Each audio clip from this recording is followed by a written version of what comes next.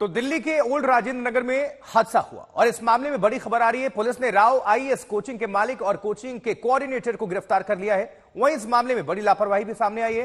इस कोचिंग के बेसमेंट को स्टोरेज के रूप में एनओसी मिला था, जबकि इसका इस्तेमाल विद्यार्थियों को पढ़ाने में हो रहा था। कोचिंग के मालिक और कोऑर्डिनेटर की गिरफ्तारी हुई, अब पूछताछ चल रही है और अब पुलिस सख्ती दिखा रही है। लेकिन वक्त रहते ये सब कुछ हुआ होता तो यह हादसा नहीं होता। जब भी हादसा होता है उसके बाद से एक्शन देखने को मिलता है।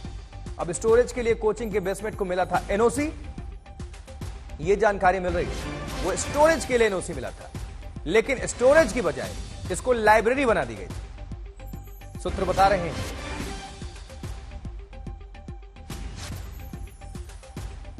तो दिल्ली के ओल्ड राजेंद्र नगर में बीती रात हुए हादसे की एक तस्वीर सामने आई है, जिसमें आईएएस कोचिंग संस्थान के बेसमेंट में तेजी से पानी भरता हुआ साफ साफ दिख रहा है। इस हादसे में 3 छात्रों की दर्दनाक मौत हो गई। बताया जा रहा है कि ऐसे पानी भरने की वजह से कोचिंग सेंटर के बेसमेंट में करीब 12 फीट पानी भर गया था। ये देखिए जरा, ये वीडियो आया है।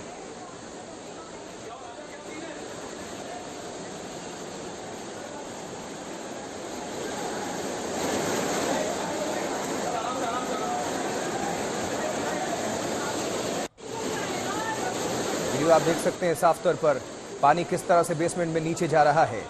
ये 12 फीट तक, यानी कि जितनी छत की ऊंचाई होगी वहां तक ये पानी भरा।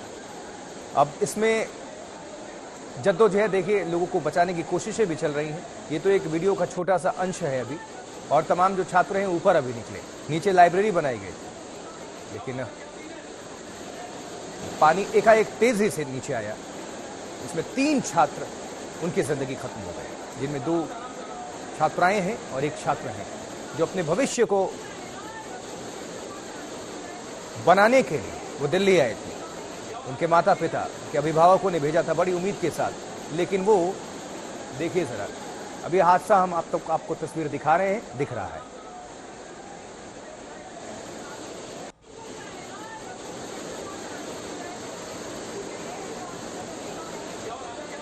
ये छोटा सा अभी अंश है, अभी और जैसे जैसे अभी हो सकता है और वीडियो सामने आए। ये हादसे की तस्वीर है, बेसमेंट में पानी भर रहा है, साफ तौर पर दिख रहा है।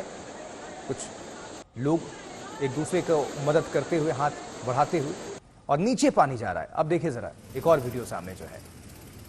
लेकिन फिर तब एनडीआरएफ की टीम और पुलिस प्रशासनिक जो अमला है वो वहां पर पहुंचा और ये शव निकाले गए। दिल्ली पुलिस का बयान आया कि अभी आखिरी जो तलाशी अभियान है उसको मैनुअल वो चलाई जाएगी। अब से थोड़ी देर पहले उनका यह स्टेटमेंट आया था। एमसीडी की लापरवाही से नाले साफ नहीं हुए और यह हादसा हुआ। मौके पर आज तक के कैमरे से भागते एमसीडी के अधिकारी भी नजर आए। हादसे के बाद मौके पर एमसीडी के अधिकारी पहुंचे, लेकिन आज तक ने सवाल किया तो बोलती बंद हो गई। उसके बाद कैमरे के सामने भाग निकले।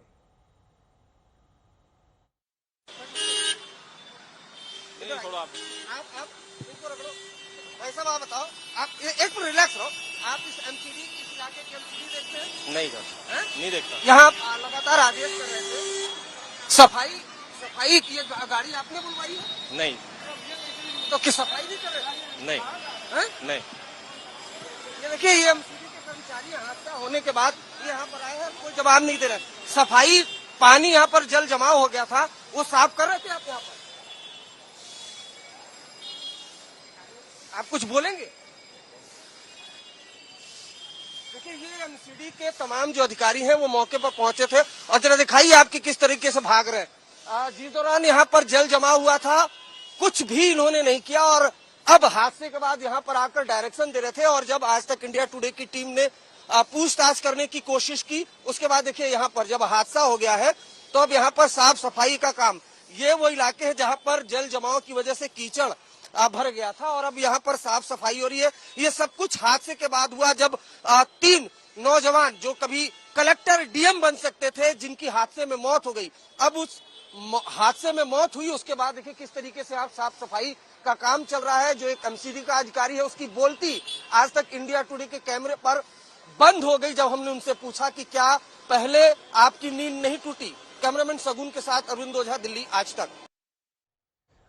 अरविंद ओझा हमारे सहयोगी हमारे साथ जुड़े हुए हैं और ज्यादा आप सभी तक अपडेट पहुंचाने के लिए, जानकारी पहुंचाने के लिए। अरविंद, हफ्ते भर हुए अभी आपको याद होगा 2-3 दिन पहले एक यूपीएससी की तैयारी जो करते थे छात्र, उनकी करंट लगने से जान चली जाती है। अब इससे कोई सबक नहीं लिया गया। अब 3 छात्रों की जिंदगी वो खत्म हो गई समय से पहले। अभिभावकों को कौन जवाबदेही किसकी होगी, जिम्मेदारी किसकी? क्योंकि सब तो भाग रहे हैं, आरोप प्रत्यारोप हो रहा है, लेकिन न्याय कैसे मिलेगा, यह बड़ा सवाल है। देखिए, आपको बताऊं आशुतोष, इस मामले में जो कोचिंग सेंटर का मालिक है वो गिरफ्तार हो गया है और कोचिंग सेंटर का जो कोऑर्डिनेटर है वो गिरफ्तार हो गया। सबसे पहले मैं आपको सीधी तस्वीर दिखाऊं, ताजा तस्वीर। ये Rao IAS study coaching centre है, जहां कल शाम 7 बजे के लगभग हादसा हुआ था और बेसमेंट में पानी भर गया था और जिसकी वजह से डूबने से 3 होनहार जो छात्र जो यूपीएससी की तैयारी कर रहे थे, जिसमें 2 गर्ल स्टूडेंट थी, एक मेल स्टूडेंट था, इस बेसमेंट में डूबने से मौत हो गई। लेकिन आपको एक साफ चीज बताता हूं, ये सीधे सीधे जानलेवा लापरवाही, भ्रष्टाचार का नतीजा है। क्योंकि आपने देखा होगा कि दिल्ली में जल जमाव हो जाता है, वाटर लॉगिंग हो जाती है, ड्रेनेज सिस्टम कितना खराब है। एमसीडी को लोग, यहाँ के लोगों का आरोप है कि एमसीडी को कॉल करते हैं तो पैसा मांगा जाता है। आप देखिए हादसे के बाद की ये तस्वीर देखिए, बेशर्मी देखिए। ये जो लग्जरी आप देखिए, ये एमसीडी की गाड़ियां 1 नहीं 2 मंगाई गई है ड्रेनेज पानी निकासी के लिए, ड्रेनेज सिस्टम को साफ करने के लिए। क्या ये पहले नहीं किया जा सकता था? इस इलाके में इतना पानी भरा हुआ था। कल रात खुद मैं यहाँ पर मौजूद था आशुतोष, और तकरीबन 4 घंटे से ज्यादा का वक्त लगा। 5 मोटर पंप वो लगाए गए थे और 4 घंटे तक पानी निकाला गया और तब जाकर पानी निकला। तो सीधे सीधे जानलेवा लापरवाही, भ्रष्टाचार, एमसीडी के वो अधिकारी जिनको कुछ भी कहा जाता है, अगर एक लेंटर दिल्ली में डलता है तो वो देखते हैं और पैसा मांगने चले आते हैं, लेकिन दिल्ली में वाटर लॉगिंग हो जाती है और कोई भी साफ सफाई का ध्यान नहीं रखा जाता है। और सीधे सीधे जो हमारी अधिकारियों से बात हुई है, उनका कहना है कि वाटर लॉगिंग यानी बारिश का पानी जमा हो गया था। और ये जो कोचिंग सेंटर है, इस कोचिंग सेंटर में जो लोहे का गेट है, उस लोहे के गेट से पानी को रोका गया था। और कल जब ये गेट खुला है, उसके बाद वेव बनी और उसके बाद अचानक से भारी तादाद में जो पानी है वो बेसमेंट के अंदर चला गया। अब बताया जा रहा है अरविंद की जो एनओसी मिली थी वो स्टोरेज के लिए मिला था, लेकिन उसमें लाइब्रेरी तैयार कर दी गई थी, उसमें छात्र बैठते थे, पढ़ते थे। तो सवाल यह भी है कि एनओसी जब मिला तो इसमें लाइब्रेरी कैसे बन गया? दूसरा ये कि लाइब्रेरी चल रहा है और अधिकारियों को पता नहीं है। अब ये जानकारी दे रहे हैं कि हमने एनओसी स्टोरेज के लिए दिया है। जब घटना घटी, अब आप दिखा भी रहे हैं कि सब कुछ आ गए, हाईटेक मशीन्स आ गई हैं, पानी को निकाला जा रहा है, लेकिन तमाम लोगों ने जो वीडियोस भेजे, तमाम लोगों ने जो सवाल किए, एमसीडी को कॉल किए, वो कहां गए थे? मौत के बाद पहुंचना, ये क्या तमाशा है दिल्ली में? बिल्कुल ये तमाशा। और मैं बताऊं एमसीडी का एक तमाशा ये देखिए, कब ये हादसा हो गया तो एमसीडी ने एक आदेश जारी किया है कि आसपास जितने भी बेसमेंट में पीजी चल रहे हैं, लाइब्रेरी चल रही है, उसको बंद किया जाए। पहले नींद क्यों नहीं टूटी? 3 नौजवान जो कभी डीएम कलेक्टर बन सकते थे, आईएएस पीसीएस अधिकारी बन सकते थे, जब उनकी मौत हो गई उसके बाद ये नींद टूटी है। और इस इलाके की बात करें तो इस इलाके में कई पीजी चल रहे हैं। आपको ये तस्वीर में मैं दिखाना चाहूंगा, ये जो छात्र हैं वो बड़ी संख्या में अब आक्रोशित है और लगातार यहाँ पर जो विरोध प्रदर्शन है वो किया जा रहा है। और इस वजह से बड़ी संख्या में जो दिल्ली पुलिस के लोग हैं, पैरामिलिट्री फोर्सेस के लोग हैं, वो अब यहाँ पर पहुंच गए।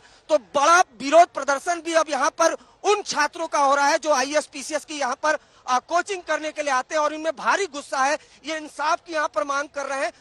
दिल्ली, राजधानी दिल्ली की बात की जाए तो इसको न जाने क्या क्या क्योटो और न जाने क्या क्या बनाने की कोशिश पहले की गई थी, लेकिन हालत आज की डेट में ही है। और आपने देखा भी होगा, हम लगातार आज तक पर दिखाते हैं कि कैसे जरा सी बारिश होती है तो दिल्ली में जल जमाव हो जाता है, एक तरीके से बाढ़ जैसी स्थिति आ जाती है। और यही लापरवाही, जानलेवा लापरवाही, भ्रष्टाचार का नतीजा था कि इस जो आईएएस कोचिंग सेंटर है इसके अंदर पानी भरा, कई छात्र भागे, कुछ छात्र छतों पर रात बिताई जिन्होंने, और इसमें से दिल्ली के छात्रों की बेबसी देखिए।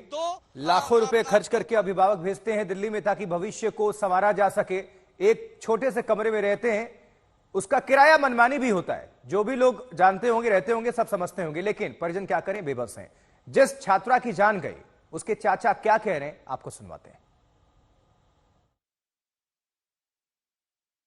ऐसा है कि इस तरह की घटनाएं जब होती हैं, मतलब किसी वजह से किसी की जान चली जाए, बिना किसी कारण की जान चली जाए किसी की, मतलब बदइंतजामी से, और एक जान की कीमत तो वो जानता है जो माँ बाप जिस बच्चे को पैदा करते हैं, पालते पोसते हैं, बड़ा करते हैं, तो उसकी पीड़ा तो वही जानते हैं। अब जो सिस्टम की जिम्मेदारी है, वो सिस्टम को अपनी जिम्मेदारी को लेना चाहिए।